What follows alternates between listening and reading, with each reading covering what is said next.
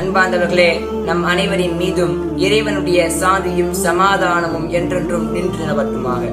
இன்றைக்கு இருக்கக்கூடிய காலகட்டத்துல நம்மள்ட்ட எல்லாத்திலையும் பாதி பேத்துக்கு மேல இருக்கக்கூடிய குறைபாடு என்னன்னா, பழி வாங்க வேண்டும் என்ற எண்ணத்தோட இன்னைக்கு நிறைய பேர் இருந்துகிட்டு இருக்கோம்.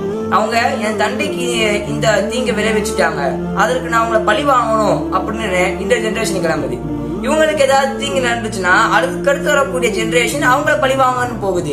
இப்படி பழி வாங்க வேண்டும் என்ற எண்ணத்திலேயே, கொலை செய்ய வேண்டும் என்ற எண்ணத்திலேயே இருக்கக்கூடிய இந்த ஜெனரேஷனுக்காக அல்லாஹு தஆலா தன்னுடைய திருமறையாம் குர்ஆன்ல 50வது அத்தியாயத்துல 32வது வசனத்துல அழகாக சொல்லி காமிக்கிறான். மின் அஜ்லி தாலிக் கதப்னா அலா பனி இஸ்ராயீல அன்னஹு மன் கத்தல நஃப்ஸன் பிகைரி நஃப்ஸின் அவ் ஃபஸாதின் ஃபில் அர்தி فكأنما قتل الناس جميعا ومن أحياها فكأنما أحيا الناس جميعا ولقد جاءتهم رسلنا بالبينات ثم إن كثيرا منهم بعد ذلك في الأرض لمسرفون.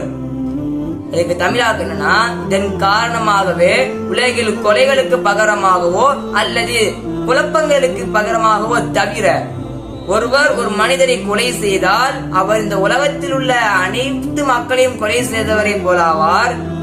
மேலும் இந்த உலகத்தில் ஒருவரை அவர் உயிர் வாழ வைத்தால் இந்த அனைத்து மக்களையும் உருவாழ செய்தவரை போலாவார். இதை நாம் இஸ்ராயலின் மக்களுக்கு விதியாக்கினோம். அவர் நம்முடைய நபிமார்கள் அவர்களுக்கு பல சான்றுகளையும் கொடுத்தார்கள். இருந்தாலும் கூட அவர்களில் பலரும் இதை மீறி நடந்தார்கள் என்பதாக அல்லாஹு தஆலா இந்த குர்ஆனுடைய வசனத்தில் அழகாக சொல்லி காட்டுகிறார். இந்த வசனத்தின் மூலம் என்ன சொல்லப்படுது? ஒருத்தவங்க ஒரு கொலை செஞ்சுட்டாங்க, எல்லை மீறி செஞ்சுட்டாங்க அப்படின்னா அதற்காக நம்மள அவங்கள மன்னிச்சு விட்டுறணும்.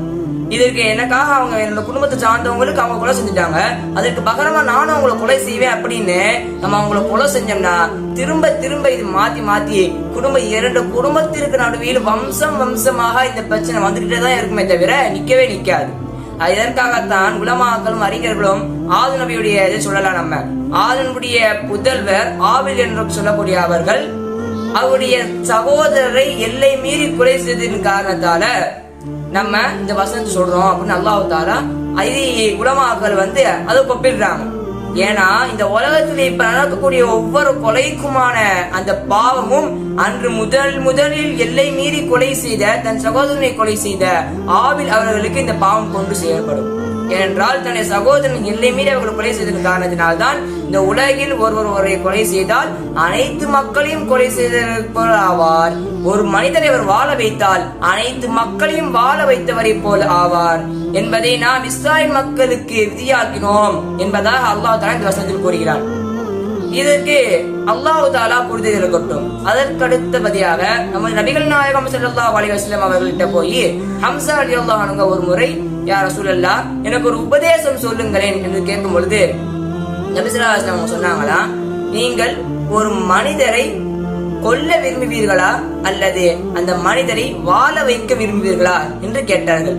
அதற்கு ஹம்ஸா ரலியல்லாஹு அன்ஹு அவங்க உடனே சொல்றாங்க, யா ரசூலல்லாஹ் நான் அந்த மனிதரை வாழ வைக்கத்தான் விரும்புவேன் அப்படின்னு சொல்லும் பொழுது நபி ஸல்லல்லாஹு அலைஹி வஸல்லம் அவங்க சொல்றாங்க, அப்ப இதவே நீங்க என்னுடைய உபதேசமா எடுத்துட்டு போங்க அப்படின்னு சொல்றாங்க. அப்ப இந்த இடத்துல நம்ம என்ன கவனிக்கலாம் அப்படின்னா, நபிகள் நாயகம் ஸல்லல்லாஹு அலைஹி வஸல்லம் அவங்க எல்லா விஷயத்தையும் பொறுமையா இருக்கணும்.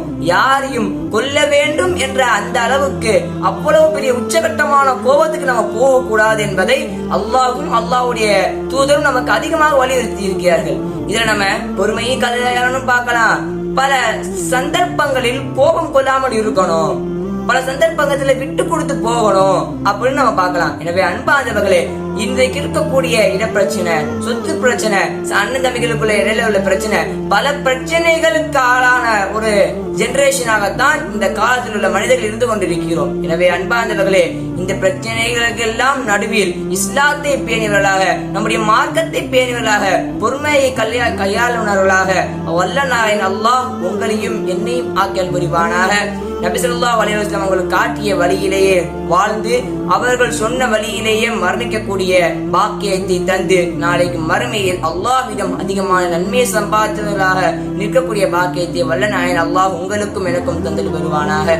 இது போன்ற ஒரு சந்தர்ப்பத்தில் உங்களை சந்தித்து பேசக்கூடிய பாக்கியத்தை தந்தல் புரிவானாக. இல்லை என்றால் நாளை மறுமையில் ஜன்னத்துல் ஃபிர்தௌஸ் என்ற உயர்ந்த சுருக்கத்தில் நபிமார்களோடு சுஹதாக்களோடு சாலிஹீன்களோடு ஒன்று இணைந்து பேசக்கூடிய பாக்கியத்தை வல்ல நாயன் அல்லாஹ் உங்களுக்கும் எனக்கும் தந்தல் புரிவானாக.